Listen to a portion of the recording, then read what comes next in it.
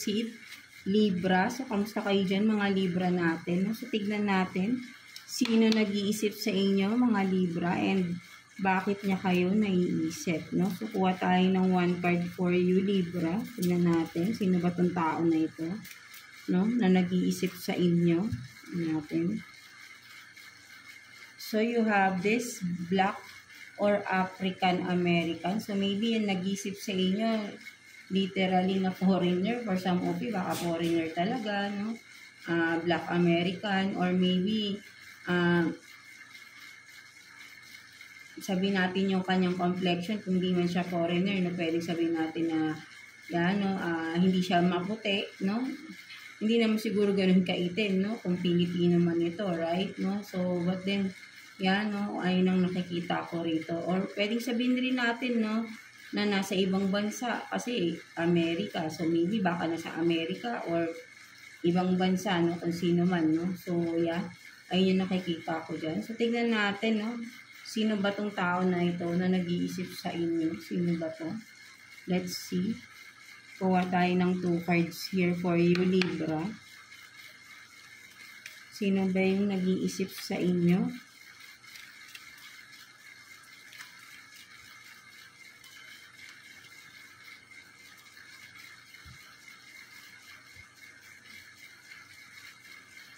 So, you have this Page of Cups in reverse. And then, Queen of Pentacles in reverse.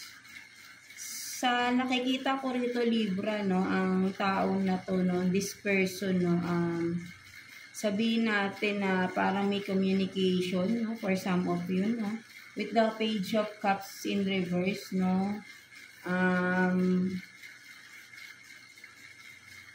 and Queen of Pentacles in reverse, no? And this person, no, nakikita ko rito, Libra, no, parang kung may in-offer sa'yo itong person na to, no, ito yung person na parang may in-offer sa'yo, kung ano man, kasi may fish, no, but then naka-reverse, no, parang nakita ko dito, Libra, is parang may in-offer itong tao na to, no, sa iyo, no, maybe, sabihin natin, kasi with the Queen of Pentacles in reverse, no, parang, something na may kinalaman sa pera. No? So, kung may in-offer sa itong tao na ito, but then parang nireject mo. No? Nireject mo yung offer ng tao na to. No? So, ito yung nag-iisip sa inyo, Libra. No? Someone na nireject mo yung offer. No? Finances, no? May kinalaman sa pera. No? So, ito yung tao na nag-iisip sa inyo. No? So, let's see bakit kanya iniisip. No, tignan natin. Bakit ka iniisip ng tao na ito, Libra? Kuha tayo ng 2 cards here for you, Libra. No? Bakit kanya iniisip?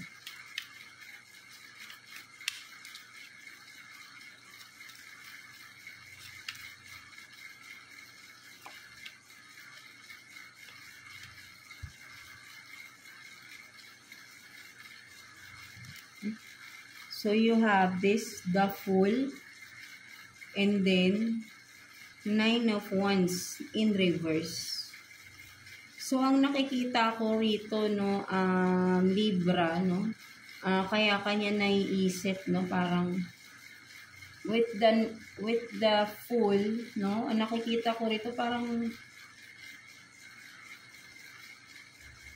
willing to take a risk, no, so, kaya kanya naiisip is, with the 9 of Wands in reverse, no, sabihin natin na parang hindi na siya parang nagiging impatient na siya, no, naiisip, kaya kanya naiisip, no, parang naiinip na siya, no, parang, I don't know, no, naghihintay ba to, no, parang naiinip na tong tao na to na maghintay, no, kaya naka-reverse na si 9 of Wands, no, so ayaw niya nang maghintay pa, no, at with the Fool, no, gusto niya nang tumalon, no, ready to jump in na siya. So, ready to take the risk na, no, kaya kayo naiisip, kumaga parang magte-take risk na siya sa inyo, no, something like that, no. So, ayun din nakikita ko rito. Parang naghihintay siya, pero, nawawala na siya ng, parang ayaw niya nang maghintay, no, something like that, no, parang yun yung nakikita ko dito, no. So,